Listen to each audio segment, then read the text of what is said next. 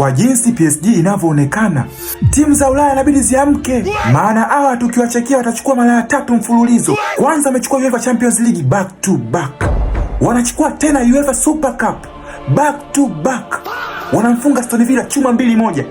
Kwa Kvaratskhelia na Desire Doué wanaingia kambani, only enough for them to win UEFA Super Cup back to back. My brother, we need to be very careful. Kama lijiona wanavyoitawala, watakuja kuitawala UEFA Champions League bro. Kama wasiala nawaambia, hii sio poa. Timu za Ulaya tuamke. Bro, wanaonekana is unstoppable. Wanaonekana inevitable. Hawazuiliki.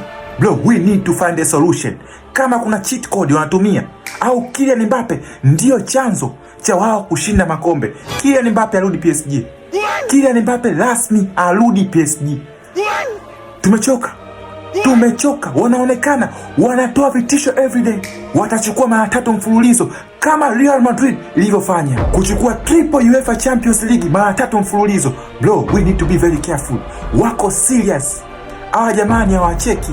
We need to be very careful. Arsenal, Real Madrid, Barcelona, Man City, AC Milan, ligi zote bro za Ulaya.